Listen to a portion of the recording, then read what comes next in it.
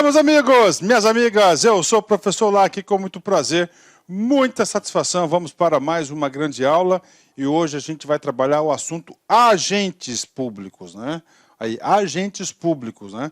Ou seja, a nova lei de licitação, criou um capítulo específico para tratar dos agentes públicos, né?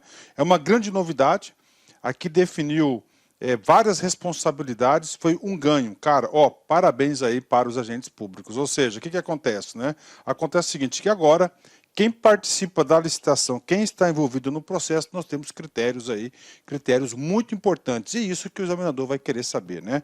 Antes de mais nada, vamos lá, nós estamos no título primeiro, lição das disposições preliminares, e agora o último capítulo dos agentes públicos, né? Eu acho que esse título primeiro, cara, ele vai, quando eu falo título primeiro, incluindo aqui os 4 capítulos, né?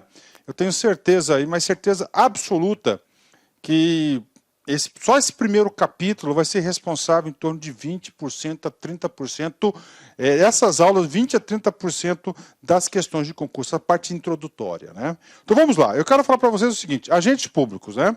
Antes da gente dar uma geral aqui, ver todos os dispositivos, eu quero falar para vocês o seguinte. Primeira coisa, você tem que entender o seguinte, né? Quando a gente fala aqui, agentes públicos, então nós temos aqui, a figura, agentes públicos, ok, você tem que saber, ok? Esses agentes públicos, ele é de caráter geral, tá? Ou seja, para todos, tá?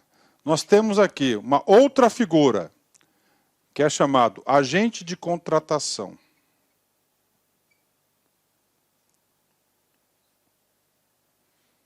Tá. Beleza. Tá. Professor, o que é o agente público? O agente público são todos aqueles envolvidos no processo de licitação. E dentro desses agentes públicos, nós temos um cara específico, que é chamado agente de contratação. Tá? Ok, tá? Tem um cara específico chamado agente de contratação. Nós temos uma outra figura, né, que é chamado de comissão de contratação. A gente vai saber todos os requisitos, de um a um. Por exemplo, o agente público, né? O que ele fala? Uma coisa muito importante, né? Ele fala o seguinte, que deve ser preferencialmente, olha só, preferencialmente, quem? Servidor público efetivo, servidor efetivo, ou empregado público do quadro. Então, esse preferencialmente, entende-se o seguinte, que aqueles que devem colaborar, trabalhar, laborar no setor de licitação sejam os famosos concursados. Tá? Então é o seguinte, agentes públicos, ou seja, quais são os requisitos para quem quiser trabalhar na administração pública no setor de licitação? Outra coisa importante, tá? Que esse agente público, além de ser preferencialmente concursados, nós temos outro requisito, que é o requisito de qualificação. Esse requisito de qualificação, nós temos 3 alternativas, né? Primeiro, atribuição do cargo.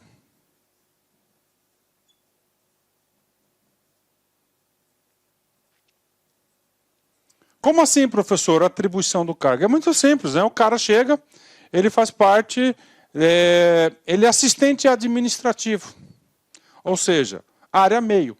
Ou seja, lá nas atribuições de competência do cargo, lá tem gerenciar, participar de licitações. Tá? Isso aqui é uma das hipóteses de qualificação para os agentes públicos no caráter geral. Outra hipótese de capacitação aqui, formação específica. Como assim, professor? O cara tem um curso de direito, por exemplo. Então, o cara tem um curso de direito, então ele está habilitado para fazer isso, né? E, finalmente, outro requisito, esse aqui é novo, ele tem que ter um cara chamado qualificação atestada. Ou seja, ele tem que ter um certificado atestado por alguma escola de governo.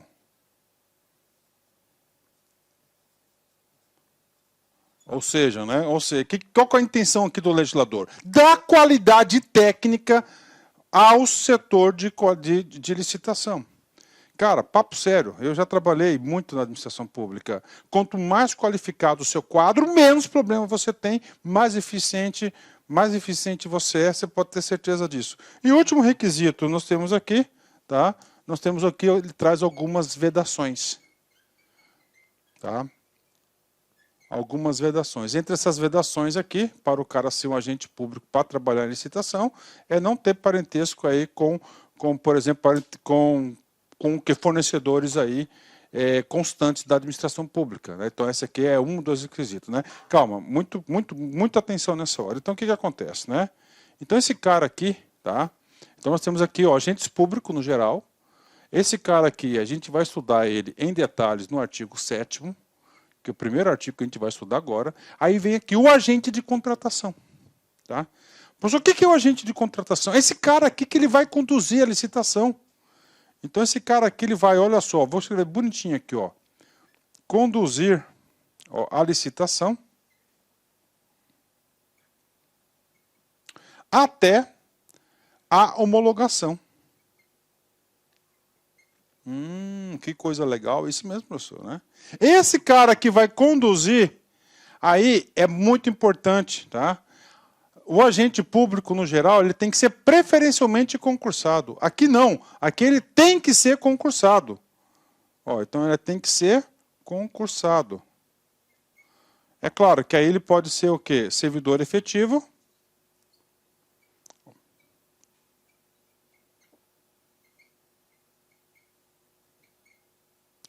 Ou, né, empregado público do quadro. Tá? Aqui CLT e aqui estatutário. Olha que coisa interessante, né? Então esse cara aí é o quê? Ele é o agente de contratação. Então o agente de contratação vai fazer tudo isso. Professor, e aquela questão quando a modalidade for pregão? Quando for pregão, a modalidade, né? O agente de contratação será o pregoeiro. Ele será o pregoeiro, o agente de contratação. Então ele vai conduzir todo o negócio, né? Olha aí, ó, muito legal isso, né, cara? Então ele acompanha todo o processo, né? Agora é uma puta responsabilidade para esse cara, né? Ele é uma puta responsabilidade, né? Aí o que acontece? Nós temos uma outra situação, que é a comissão de contratação, né? O que é essa comissão de contratação? Ela é aplicada, né? Nos casos onde você tem lá, ó, nos serviços, né? Bens e serviços especiais, tá? Bens e serviços especiais, exatamente isso, ó. Bens e serviços especiais. Então, quando você tem lá um serviço especial, não é um serviço comum. No serviço comum, não. No serviço comum, você vai ser o agente de contratação. O agente de contratação está substituindo aqui a famosa comissão de licitação, né? Vai substituir, né? Então, a comissão. Então, essa comissão aqui de contratação é para as situações de bens e serviços especiais, né? Aí é o seguinte, o que acontece, né? Professor, é obrigado a administração pública instituir a comissão? Não, não é obrigado. Não é o cobrado, então é facultativo. Ó. É facultativa a aplicação da comissão, tá? A comissão aqui de licitação. Professor, quem que pode participar da comissão? Os mesmos requisitos do agente de contratação. Olha aí. Ó. Os mesmos requisitos do agente de contratação. Ou seja, servidor público efetivo, né? Ou seja, tem que ser mais de 3, né? No mínimo 3. No mínimo 3 membros aí. Tá? No mínimo 3 membros para você dar os negócios da. Outra coisa. A comissão de contratação ela vai ser obrigatória. Ó, é obrigatória na modalidade diálogo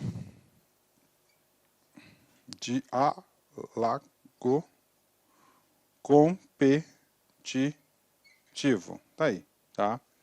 Então isso aqui é uma geral, isso que nós vamos estudar nesse capítulo. Olha aqui um bom resumo para vocês, né? Então nós temos aqui, ó, a lei definiu aqui o que vem a ser agentes públicos, ou seja, para todo mundo que vai fazer parte do processo de licitação. Todo mundo que vai participar, esse é o requisito. Aí nós temos uma figura muito importante, inovadora, né, que trouxe o quê? O agente de contratação. Ele é o cara da licitação.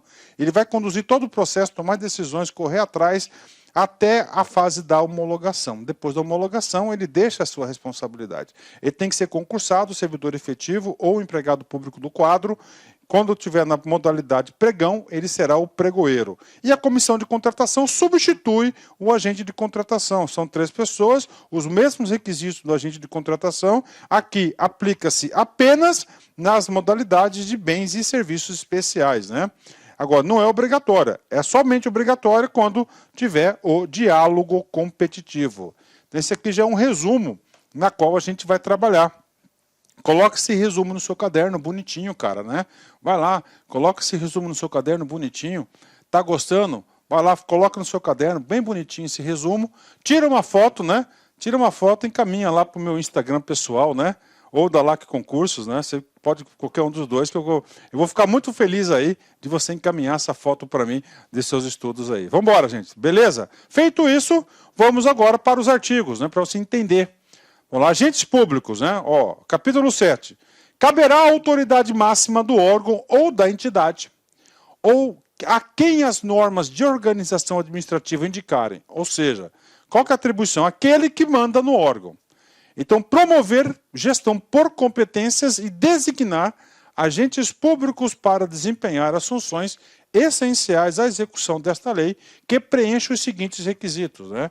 Então, o que acontece? Quem que é responsável para designar, tá certo? Para designar os agentes públicos para trabalhar na licitação? É a autoridade máxima do órgão, né?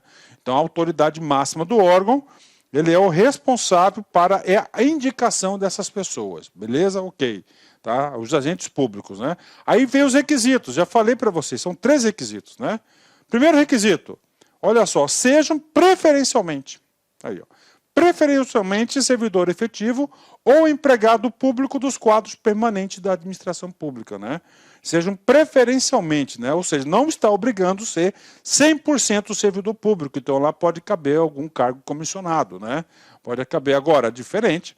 Tá, o agente de contratação. O agente de contratação tem que ser obrigatoriamente servidor público concursado ou empregado público. A gente vai estudar nos próximos artigos, né? Esse artigo 7, ele fala o quê? Ele trata especificamente dos agentes públicos, né? Segundo requisito, o que é isso? É a qualificação, né? Ele fala, então, primeiro cara, ele tem que trabalhar o quê? Ele tem que trabalhar, tá certo? Ele tem que trabalhar, ele tem que ser o quê? Preferencialmente servidor público. E agora? Ele tem que ter conhecimento para trabalhar no setor de licitação. Qual tipo de formação? Vem comigo. Tenho atribuições relacionadas a licitações e contratos. Ó, tenho atribuições relacionadas. Que atribuições é essa? Atribuições do cargo que ele ocupa, né? Ou possuo formação compatível. O que é formação compatível? É exatamente, o cara tem formação em direito, por exemplo, né? Ele tem uma formação em direito, ele tem uma especialização em licitação, por exemplo. Então, o que acontece? Ele está habilitado para ser um agente público de licitação. Outro requisito qual? Qualificação atestada por certificação profissional emitida por escola de governo, criada e mantida pelo poder público, né? Olha o último requisito, ó, ele tem que ter qualificação atestada, esse aqui vai cair muito em prova de concurso, né? Por certificação profissional emitida, não por qualquer órgão, tem que ser uma escola de governo criada e mantida pelo poder público, né? Aqui no nosso estado, aqui, nós temos uma escola de governo municipal de Cuiabá, nós temos uma escola de governo estadual. Tá? Eu acredito que todos os estados da federação e quase todos os municípios do Brasil aí nós temos essa escola de governo. Então, ou seja, o que o legislador está falando? Eu quero dar qualidade para as pessoas que trabalham no setor de licitação. É isso que ele está falando. Tá? Primeiro, preferencialmente ser um servidor público, né? Eu tenho certeza que o legislador, quando colocou esse preferencialmente, é que ele colocou com dor no coração, né? Porque ele queria deixar o que todo mundo com cargo efetivo, né? Todo mundo seja concursado, porque dá mais estabilidade, né? Não que todos, né? Mas o nível de percentual estatisticamente é muito maior do que aqueles que não têm um vínculo permanente com a administração pública, e esse um vínculo lá com a ética, com o compromisso, né?